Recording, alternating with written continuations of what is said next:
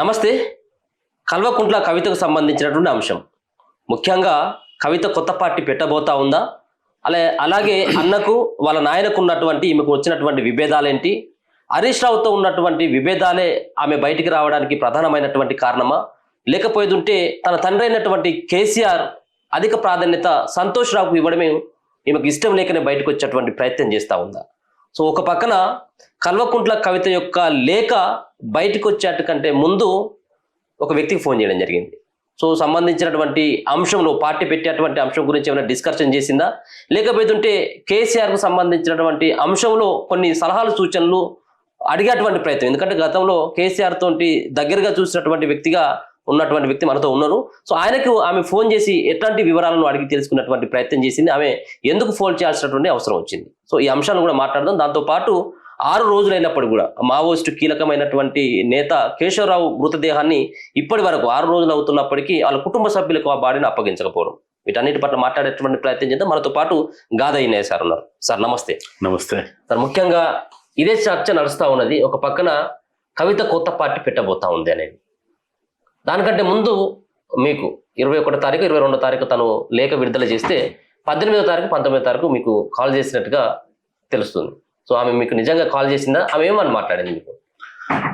అంటే ఆమెతోటి మాకున్నటువంటి మా బంధమే అనుకోండి, అనుబంధమే అనుకోండి, ఆ కుటుంబంతో నాకున్న ఆ సన్నిహిత సంబంధాలే అనుకోండి. దాదాపుగా 99 నుంచి ఆ కుటుంబంతో నేను దగ్గరగా కలిసి ఒక కుటుంబ సభ్యునిగా ఉన్నట్టుగా ఉండడం. ఆ ఇంట్లోనే నేను నాకు ఒక రూము, ఆయనకు ఒక రూము, ఎదురెదురు రూములలోనే మేము ఉండేది. తర్వాత నేను బయటకు వచ్చేంత వరకు కూడా చాలా సాన్నిహిత్యంతో, గౌరవంతో, అభిమానంతో, ఒకరి పట్ల ఒకరు గొప్ప అనుబంధంగా మమ్మల్ని పార్టీలో కూడా అనేవాళ్ళు. రామలక్ష్మణ్ లెక్క ఉన్నారని కూడా అందరు ప్రస్తావించేవాళ్ళు. అంటే అట్లా ఉండడం వల్ల కుటుంబంలో ఉన్న ప్రతి వ్యక్తి, కుటుంబంలో సమస్యలు, కుటుంబంలో ఉన్న సంక్షోభాలు కూడా నాతోటి పంచుకోవడం, నేను ఇన్వాల్వ్ కావడం, నేను దాంట్లో ఎంతో కొంత భాగస్వామిని ఆ చర్చలు పరిష్కార దిశగా ఉండేట్టుగా ప్రయత్నించడం ఇవన్నీ జరిగేది.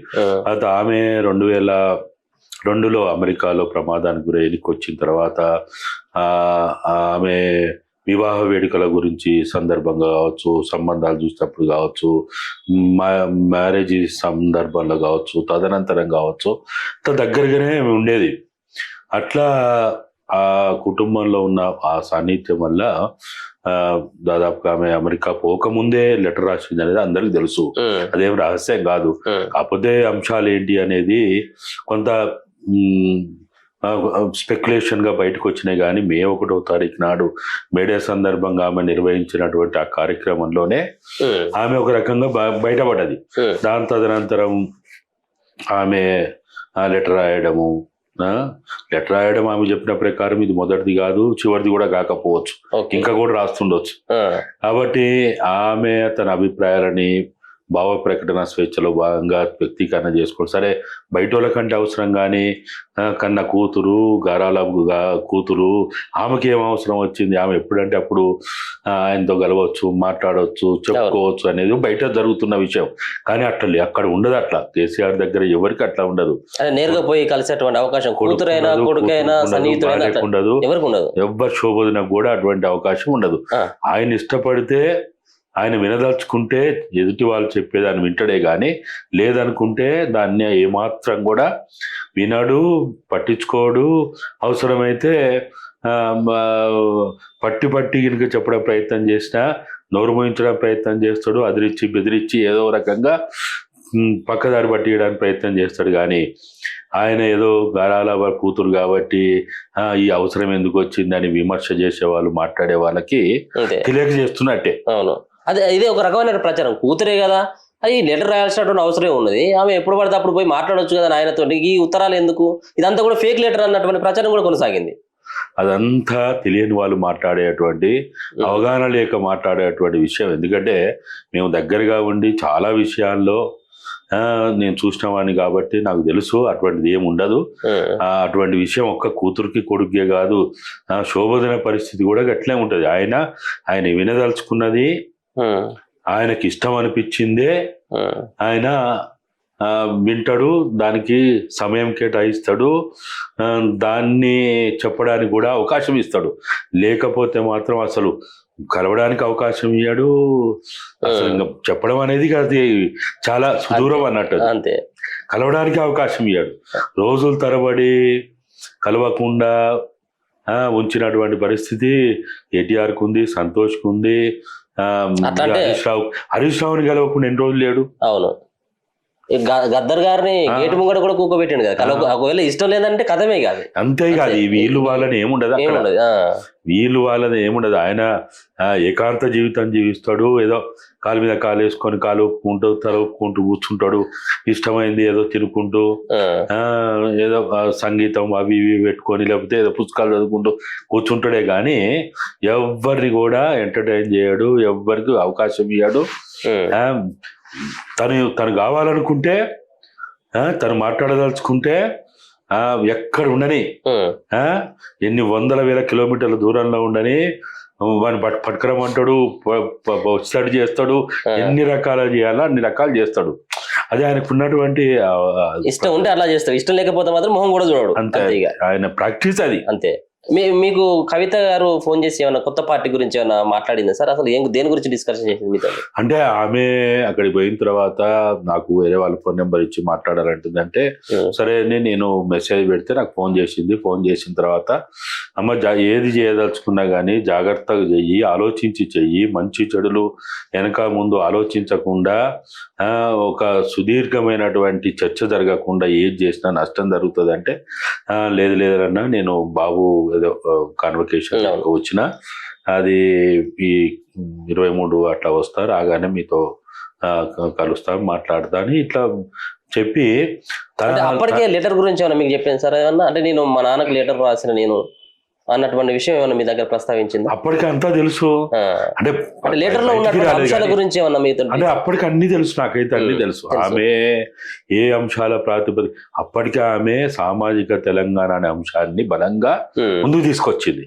గతంలో ఆమె మొదటి నుంచి ఎప్పుడు కూడా వీళ్ళందరూ తెలియక మాట్లాడుతున్నారు కానీ ఆమె ఎన్నడూ టిఆర్ఎస్ వేదికల మీద మాట్లాడింది. టిఆర్ఎస్ ని నా పార్టీ అని టిఆర్ఎస్ కండో కప్పుకొని టిఆర్ఎస్ నిర్మాణపరమైన బాధ్యతలు ఎప్పుడు చెప్పండి? రాష్ట్ర పార్టీలో ఉందా? రాష్ట్ర నిర్మాణంలో ఉందా? పార్టీ నిర్మాణం లెక్క లేదు కదా. జిల్లా బాధ్యతలో ఉందా? నియోజకవర్గ బాధ్యతలో ఉందా? రాష్ట్ర బాధ్యతల్లో ఉందా? లేకపోతే ఎక్కడైనా సభలు సమావేశాలు జరిగితే వాటిని ఏమన్నా నెత్తి మీద వేసుకొని భుజాల మీద వేసుకొని ఏమన్నా బాధ్యత నిర్వహించిందా? ఆమె 2002-03 ప్రాంతంలో మ్యారేజ్ అయినప్పటి నుంచి కూడా సంసార జీవితం కొంత సమయం ఇచ్చిన తర్వాత మొదలు బతుకమ్మ అనే ఒక అంశాన్ని ఎత్తుకొని దాని ద్వారా వెలుగులోకి వచ్చింది. దాన్ని తెలంగాణలో కావచ్చు, భారతదేశంలో కావచ్చు, ప్రపంచవ్యాప్తంగా బతుకమ్మ వేడుకలను బతుకమ్మ పేరుతోటి ఆమె ఐడెంటిటీ తోటి ముందుకు వచ్చింది. ఆ క్రమంలోనే ఒక నిర్మాణం బతుకమ్మ రోజు సంవత్సరం అంతా చేయదు కదా. ఆ క్రమంలో ఏం చేసింది, జాగృతి అనే ఒక సంస్థ ఏర్పాటు చేసుకొని దానికి ఒక నిర్మాణం ఇచ్చి దానికి ఒక కట్టుదిట్టమైనటువంటి ఒక ప్రణాళిక ఏర్పాటు చేసుకొని దాని ద్వారా ఆమె చేయదలుచుకున్నంత చేసింది. పేరుకు ఆమె బీఫామ్ తీసుకొని ఎంపీ అయింది కానీ ఆమె ఎప్పుడు టిఆర్ఎస్ బిఆర్ఎస్ లో ఉంది?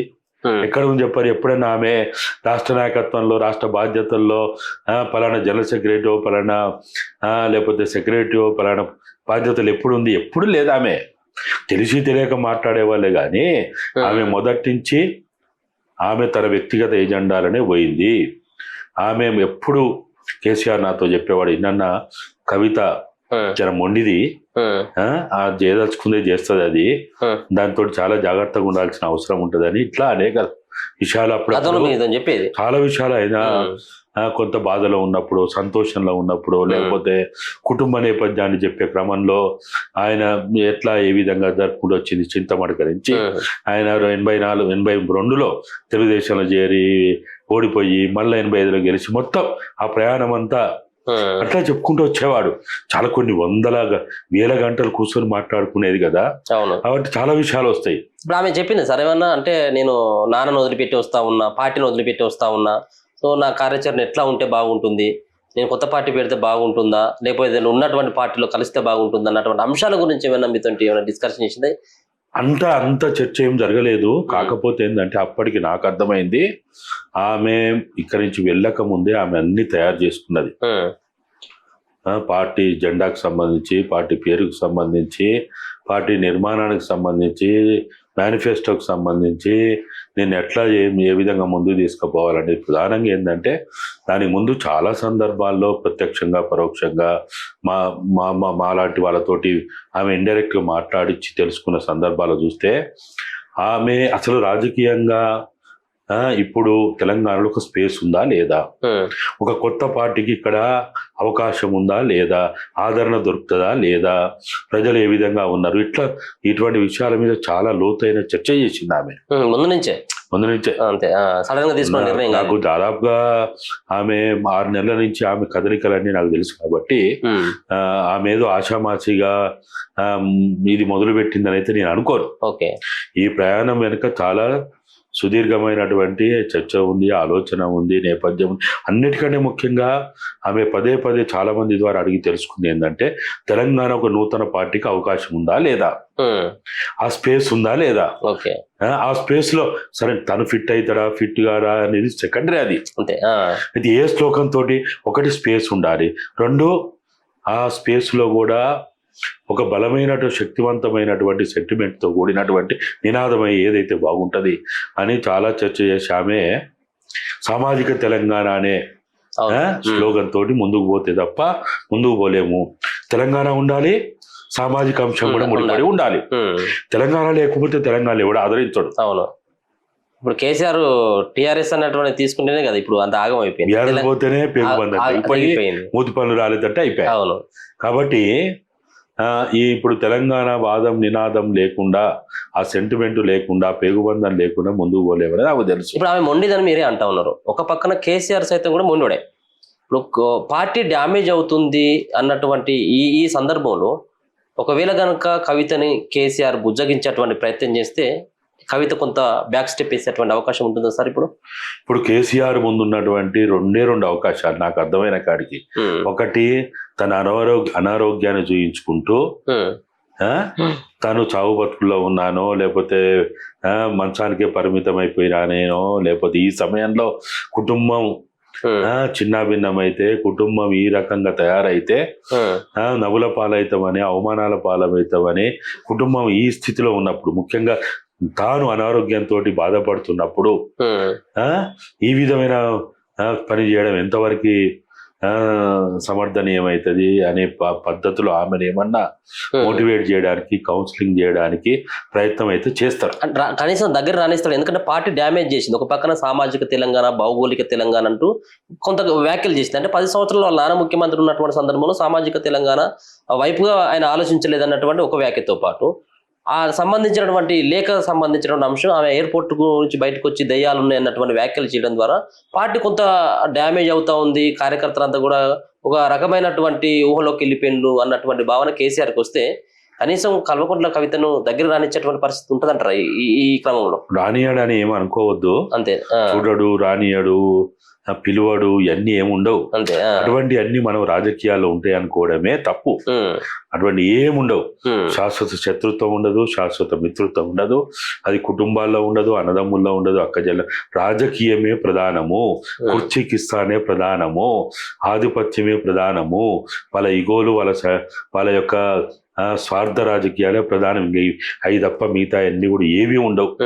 ఉంటాయి అనుకోవడమే మన ఒక రకంగా మన అమాయకత్వం అయితే. ఆయన పిలిస్తే ఈమె పోయేదానికి సిద్ధంగా ఉంటుంది సార్. అంటే నేను అందుకనే చెప్తున్నా, 2 కారణాలు. ఒకటి తన అనారోగ్యాన్ని ముందు చూయించుకుంటూ చేయడం ఒకటి, రెండవది ఇప్పుడు వచ్చినటువంటి కాళేశ్వరం కమిషన్ ఇచ్చిన నోటీస్ బేస్ చేసుకొని అమ్మా మనం దన్నుకుంటే నువ్వు జైల్లో పోతావు, నేను జైల్లో పోతా, కుటుంబం అంతా జైల్లో పోతుంది, సంపాదించుకున్న సంపాదన అంతా కూడా అది మొత్తం దేని పనికి రాకుండా అయిపోతుంది, కుక్కలు చెప్పిన ఇస్తారు అయిపోతుంది. కాబట్టి ఈ సమయంలో మనందరం కలిసి ఉండాలి, లేకపోతే మాత్రం మనం దెబ్బతింటాం అనేది 2వ కారణం చూయించుకుంటూ అయినా కానీ, ఒకటి అనారోగ్యం, 2 కాళేశ్వరం.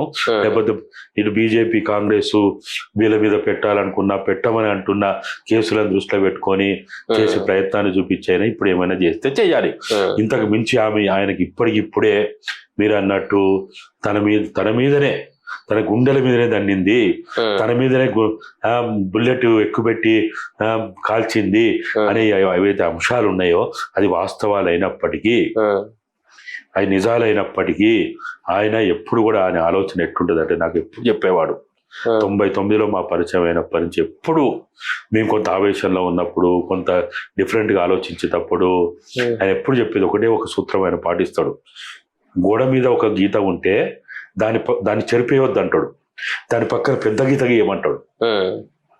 ఈ గీతను చెడిపేయడానికి నువ్వు ప్రయత్నం చేయకు, దాని పక్కన పెద్ద గీత గీయి, దానికోసం కష్టపడు, దానికోసం ప్రయత్నం చేయి, దానికోసం వ్యూహరచన చేయి, దానికోసం ఏమేం పాటుపడాలో దానికోసం పడు, కానీ ఈ గీతం జడగొట్టడానికి ఎందుకు ప్రయత్నాలు చేయడం, అది అట్టుండని అనే స్వభావం. కాబట్టి ఇప్పటికిప్పుడు కవితని ఏదో ఆమె తిడతాడు, లేకపోతే ఇంకేదో చేస్తాడు, కాంప్రమైజ్ ఇప్పుడు కాంప్రమైజ్ అయ్యేదానికి అవకాశాలు ఎక్కువ ఉన్నాయి అంటారు. ఇప్పుడు 2 కారణాలు చెప్పింది కదా మీరు.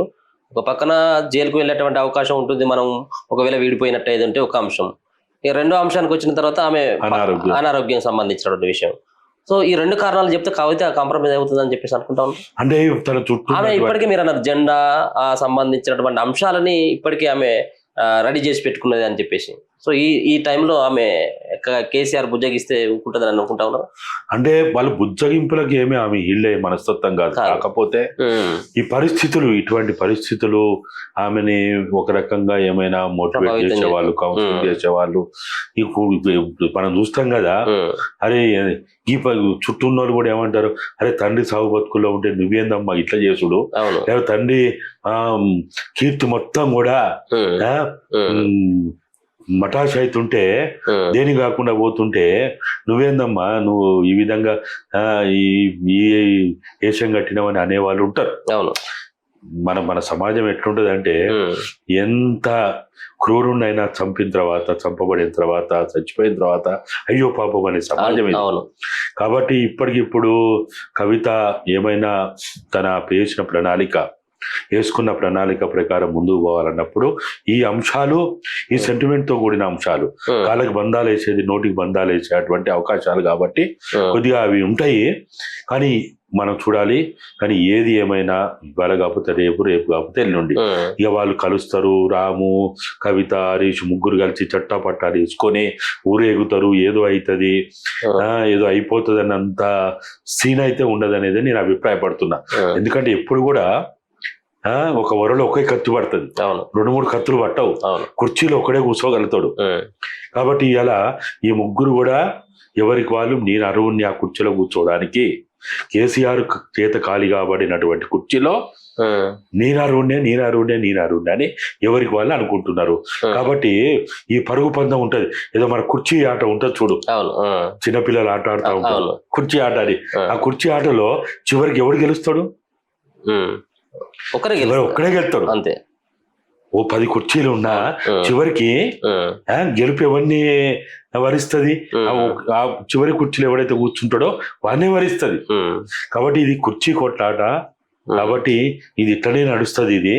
ఇది నేనేమో ఇది మళ్ళా దీని పెవికాలు వేసో ఇంకోటి వేసి కూడా అతుకు పెట్టగలుగుతాడు. కుటుంబ సెంటిమెంటు లేకపోతే ఇటువంటి ఏమో చేస్తే సినిమాల్లో ఏవో కొన్ని చూసినామేమో కానీ ఇక్కడ జరుగుతుంది అని అయితే నేను అనుకోను. ఇది రాజకీయం ఇక్కడ, అది సినిమా, జీవితం కాదు. జీవితం వేరు, సినిమా వేరు. కాబట్టి ఈ జీవితంలో, ఈ రాజకీయ జీవితం మనం చాలా మందిని చూసినాం.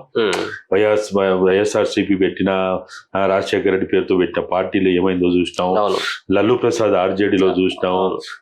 మన బాల్ ఠాక్రే పార్టీని చూసినాం, శివసేనని చూసినాము. తర్వాత శరద్ పవార్ పార్టీని చూసినాము. తర్వాత మన ములాయం సింగ్ పార్టీని చూసినాము. కొడుకులు తండ్రుల మీద యుద్ధం చేసిండ్రు, లేకపోతే అన్నదమ్ములు కొట్టుకున్నారు, లేకపోతే అక్క చెల్లె అన్న కొట్టుకున్నది చూసినాము. ఇట్లా లేకపోతే తండ్రి మీద, ములాయం సింగ్ మీద కొడుకే కదా యుద్ధం చేసింది. కాబట్టి ఇవన్నీ చాలా సర్వసాధారణమైన ఈ రాజకీయాల్లో. నేను అనుకోవడం కేసీఆర్ కుటుంబం మొదటిది కాదు, చివరిది కాదు. ఇవి నిరంతరం ఇవి రాజకీయాల్లో జరుగుతున్నాయి. ఆదిమ సమాజం నుంచి మనం చూస్తాం కదా, మొఘళ్ళ కాలంలో ఏం జరిగింది, లేకపోతే ఇంకా ముస్లిం పాలనలో ఉన్న వివిధ సందర్భాలు ఏమేం జరిగింది మనం ఇవన్నీ చూసినాయి కదా. కన్న తండ్రి చంపిన వాళ్ళు కూడా చూసినాం కదా.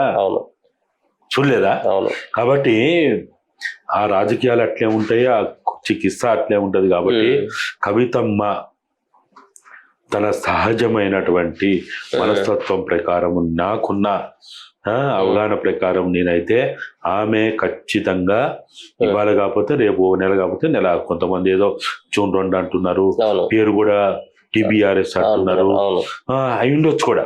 ఎందుకంటే ఆమె బలంగా మాట్లాడే దాంట్లో 2 అంశాలు, ఒకటి తెలంగాణ, 2 బహుజన. ఈ 2 అంశాలు ఆ పార్టీ పేరులో వచ్చినాయి. కాబట్టి ఆమె అటువైపు అడుగులేదని మీతో ఆ విషయం డిస్కషన్ చేసింది సార్. అంటే అదే దాని గురించి మనం పూర్తిగా మాట్లాడలేకపోతా ఉన్నాం. అంటే ఏ విషయాల గురించి మీతో ప్రధానంగా డిస్కషన్ చేసినటువంటి అంశం? ప్రధానంగా ఇక్కడ ఉన్నటువంటి పరిస్థితులు తను ఆలోచించి అన్ని కూడా చర్చించి నిర్ణయాలు తీసుకుంటా, మంచి నిర్ణయం తీసుకుంటా, నేను ఖచ్చితంగా తెలంగాణ ప్రజలకి వాళ్ళకి ఏదో రకమైనటువంటి నా జీవితాన్ని వాళ్ళకి నేను అర్పించడానికి, వాళ్ళకి దగ్గరగా ఉండడానికి ప్రయత్నం చేస్తా అనే మాటలు మాత్రం ఆమె చెప్పింది. ఆ కోణంలో చూసినప్పుడు ఆమె ఒకటి తెలంగాణ అంశం. మీరు అడిగారా సరే ఏమైనా, అంటే ఎందుకు ఈ టైంలో నాకు కాల్ చేయాల్సిన అవసరం ఉంది, లేకపోతే తండ్రి కింద మీకు ఏమైనా ఎందుకంటే మీకు వాళ్ళకు ఉన్నటువంటి సంబంధం చాలా మీరు అడగగలుగుతారు వాళ్ళతో, ఆమెతో మీరు ఎందుకు మీరు ఏమైనా ఈ మధ్యలో పార్టీ గురించి కానీ కుటుంబంలో జరుగుతున్నటువంటి కొన్ని అల్లకులాలకు సంబంధించిన అంశాలను మీరు ఏమైనా ఆమె దగ్గర ప్రస్తావించలేమన్నా? అసలు అవసరం లేదు, ఎందుకంటే ఆల్రెడీ ఇవన్నీ జరిగిపోయినాయి. కొత్తగా నేను అంటే నాన్నతోటి మీకు ఏమైనా విభేదాలు ఉన్నాయా, ఉంటే ఏ విభేదాలు, ఇవన్నీ నాకు ముందు నుంచి తెలుసు. కాబట్టి ఇక నేను కొత్తగా ఆమెను మళ్ళా అడగడము, ఆమెతోటి నేను ఆన్సర్ చెప్పించుకోవాల్సినంత పరిస్థితి నాకైతే లేదు. ఎందుకంటే నేను బయట వ్యక్తులకైతే లేకపోతే విలేకరులకైతే అవన్నీ క్వశ్చన్లు వేయాల్సిన అవసరం ఉంటుంది. కానీ నాకు అంతా తెలుసు కదా, ఏం జరిగింది, ఏం జరుగుతున్నది, ఏం జరగబోయేది, ఇదంతా తెలుసు. కాబట్టి నేను ఒక్కటే చెప్పింది ఆమెకి, అన్నీ జాగ్రత్తగా ఆలోచించుకుంటూ చాలా ఓపికతోటి పనిచేయాలి, చాలా విశాల మనస్తత్వంతో పనిచేయాలి, తొందరపాటు నిర్ణయాలు పనికిరావని మాత్రమే నేను ఆమెకు చెప్పగలిగే ఒక సాన్నిధ్యం ఉంది. కాబట్టి ఆ స్థాయిలో నేను చెప్పినా గానీ, ఓ పెద్ద తరాలు చెప్పినా గానీ అన్ని జాగ్రత్తగా పెద్దోళ్ళు చెప్తారు, అరే జాగ్రత్తగా చేయరా, మంచిగా చేయరా, లేకపోతే అన్ని ఆచి చూసి చేయరా అని అంటారు కదా. అట్లా నేను ఆమె నన్ను అట్టే చూస్తుంది, నేను ఆమెను అట్టే చూస్తా. ఆమె పార్టీ పెట్టిన పార్టీ నాయకురాలైనా నా దృష్టిలో ఆమె నా ముందు నన్ను ఒక నా సొంత బిడ్డను ఎట్లా చూసినా ఆమెను అట్లే చూస్తా నేను. అంతకంటే మించి ఆమె ఏదో గొప్ప నాయకురాలైన రేపు ఆమె అన్ని కలిసి వచ్చి ఆమె రాష్ట్రంలో ఏదైనా పెద్ద పదవిలో ఉన్నా నా దృష్టిలో కవితమ్మ ఎట్లుంటది? నా దృష్టిలో కవితమ్మ ఇంకా చిన్నపిల్లలు ఎక్కడ కనపడుతుంది. కాబట్టి నేను ఆ కోణంలో ఆ ఉద్దేశంలో నేను ఆమెతోటి మాట్లాడినా కానీ మిగతా విషయాలన్నీ కూడా నాకు అప్పటికే అన్నీ తెలుసు. కానీ ఆమె మాటలలో మీకు అర్థమైంది కన్ఫర్మ్ గా పార్టీ పెట్టేటువంటి ఆలోచన ఉందన్నటువంటి భావన మీకు కలిగిందంటారు? ఆమె అప్పటికి అన్ని తయారు చేసుకున్నది, కొత్త ఏం కాదు. ఆమె అప్పటికి అన్ని ఆలోచించుకున్నది, అన్ని తయారు చేసుకున్నది. కాకపోతే ఎప్పుడు ఎట్లా ఏంటిది అనే దాని మీద ఆమె ఇట్లా ఒక్కొక్కటి మాట్లాడుకుంటూ, అంటే నేను మరి ఆమెకి జ్ఞాపకం ఉండి చేసిందా, జ్ఞాపకం లేక ఇటువంటి ప్రయత్నాలు చేసిందా కానీ 1999లో మీకు బాగా తెలుసు, అప్పుడు చంద్రబాబు నాయుడు రెండోసారి ముఖ్యమంత్రి అయిన తర్వాత రాజశేఖర రెడ్డి ప్రతిపక్ష నేతగా సిఎల్పి నాయకుడిగా ఉన్నప్పుడు 99 మంది ఎమ్మెల్యేలతోటి ఆయన విద్యుత్ సమస్య మీద 11 రోజులు నిరాహార దీక్ష చేసిన తర్వాత ఈ బషీర్బాగ్, ఈ పక్కనే ఉన్న బషీర్బాగ్లో కాల్పులు జరిగినాయి, చనిపోయారు. అక్కడ చనిపోయిన తర్వాత అప్పటికే నేను ఆయన కలవడం, మాట్లాడడం, తెలంగాణకు సంబంధించిన అనేక అంశాలు చర్చించడం ఏమైనా జరిగినప్పుడు ఆయన డిప్యూటీ స్పీకర్ హోదాలో ఉండి, పార్టీ జనరల్ సెక్రటరీ హోదాలో ఉండి, ఆ పార్టీ ఎమ్మెల్యేగా ఉండి ఆయన ఆ ఆ ముఖ్యమంత్రికి అంటే ఆ పార్టీ అధినేత ముఖ్యమంత్రి చంద్రబాబు నాయుడికి లేఖ రాసిండు, బహిరంగ లేఖ రాసిండు. తెలంగాణ ఈ కాల్పులు సమర్థనీయం కాదు, ఇది తెలంగాణ సమాజాన్ని రెచ్చగొట్టినట్టు అయింది, ఒక రకంగా వాళ్ళ తెలంగాణ సమాజాన్ని అవమానించినట్టు అయింది, ఇటువంటి చర్యలు తెలంగాణలో మన పార్టీ పూర్తిగా నాశనం కావడానికి కారణం అవుతుంది అని ఇట్లా అట్లా అని అనేక విషయాలన్నీ కూడా ఆయన ఆ లేఖలో ప్రస్తావించాడు. ఓకే. ఆయన డిప్యూటీ స్పీకర్గా ఉండి, పార్టీ ఎమ్మెల్యేగా ఉండి, పార్టీ నాయకునిగా ఉండి, అప్పటికే మాజీ మంత్రి ట్రాన్స్పోర్ట్ మినిస్టర్ చేసిన వ్యక్తి ఆయన ఆ పార్టీ అధినాయకునికి పార్టీ ప్రెసిడెంట్ లేఖ రాసిండు. మరి అదే పద్ధతిలో మా నాయన ఏం చేసిండు, నేను అదే చేస్తా, అదే బాటలో పోతా అనేమని అనుకోని జ్ఞాపకం పెట్టుకొని, జ్ఞాపకం ఉందో నాకు తెలియదు, ఆ టైంలో ఆమె ఇక్కడ వస్తూ పోతున్నట్టుంది. ఆమెకు తెలిస్తే మాత్రం ఆమె దాన్ని ఇవాళ ఆమె రాసిన లేఖని తప్పు పట్టే వాళ్ళు లేఖలో ఉన్న అంశాలకి జవాబు చెప్పకుండా, ఆన్సర్ చెప్పకుండా దాడి చేస్తున్నారే కానీ లేఖ రాయడం తప్పైతే మరి ఆ రోజు డిప్యూటీ స్పీకర్గా ఉండి, డిప్యూటీ స్పీకర్ అంటే మామూలు హోదా కాదు కదా, ఆ స్థాయిలో ఉన్నటువంటి వ్యక్తి ఆ రాష్ట్ర ముఖ్యమంత్రికి తన అధినేతకి లెటర్ రాసిండే, మరి దాన్ని ఎట్లా సమర్థిస్తారు? లెటర్ రాయడం తప్ప. నేను కూడా 2014 తర్వాత రాష్ట్ర ఆవిర్భావం తర్వాత అనేక ప్రయత్నాలు చేసిన తర్వాత చెప్పే అవకాశం లేనప్పుడు 2 బహిరంగ లేఖలు రాసిన తప్పేముంటుంది ఆడ? తప్ప అది? అరే ఇప్పుడు లేఖలు రాయడం అంటే శత్రువు రాయడు కదా, మిత్రువే రాస్తాడు. తప్పులు చెప్పేవాడు ఎవడు? మిత్రువే చెప్తాడు. కాబట్టి ఇప్పుడు అనవసరంగా దీన్ని రాద్ధాంతం చేసి ఆ పార్టీ నాయకులకు కూడా తెలియక, ఆ పార్టీలో ఉన్నవాడికి ఎవరికి తెలుసు, కేసీఆర్ కూడా డిప్యూటీ స్పీకర్ హోదాలో ఉన్నప్పుడు ఆ చంద్రబాబు నాయుడుకి లేఖ రాసిండు, పార్టీ పెట్టక ముందు రాసిండు, ఆ ప్రయాణం అంతట జరిగిందని ఈ పార్టీలో ఉండి ఇప్పుడు వర్రే వాళ్ళకి, ఆ ఒరుబోతులకు ఎవరికి తెలుసు? ఎవరికని తెలుసా? ఆనందీనంగా కప్పగంతులు వేసి పార్టీలోకి వచ్చి ఎమ్మెల్యేలు మంత్రులు అయ్యి వేల కోట్ల రూపాయలు సంపాదించుకోగానే తెలంగాణ చరిత్ర ఎవరికి తెలుసు? కాబట్టి ఇప్పటికైనా కేసీఆర్ చేయాల్సిన పని ఏంటంటే, ఏదో పేపర్లో వస్తా ఉన్నది ఎవడు మాట్లాడొద్దు, ఎవడు నోరు తెరవద్దు అనేది ఇవాళ పేపర్లో చూసినా, అది ఆ విధంగా కట్టడి చేయాలి. లేకపోతే మాలాంటి వాళ్ళకి చరిత్ర తెలుసు కదా, మేము అడుగుతాం కదా, మీడియా ముందు మాట్లాడతాం కదా, ఓ మిత్రమా, ఓ కేసీఆర్, ఓ అన్నా, మరి నువ్వెందుకు ఎట్లా రాస్తావు? నువ్వు రాస్తావు కదా. కాబట్టి ఇప్పుడు దీన్ని ఆమె లేవనెత్తినట్టు అంశాలు కానీ, లేకపోతే తెలంగాణ ఉద్యమకారులు లేవనెత్తే అంశం కానీ, తెలంగాణ అమరవీరుల కుటుంబాలు లేవనెత్తే అంశం కానీ, తెలంగాణ అమరులు వాళ్ళు భౌతికంగా ఇక్కడ లేకున్నా కానీ వాళ్ళ ఆశయాలు లేవనెత్తే అంశాలను కానీ దాని మీద మాట్లాడండి, దాని మీద చర్చ చేయండి. ఆమె ఆఖరికి ఒక అంశం ప్రతిపాదన చేసింది, ఇప్పటికైనా అత్యవసర ప్లీనరీ ఏర్పాటు చేసి ఈ అన్ని సమస్యల మీద చర్చించమన్నది. తప్పెట్లయితుంది? ఇవాళ వేల గొంతులు అదే అడుగుతున్నది, లక్షల గొంతులు అదే అభిప్రాయపడుతున్నారు.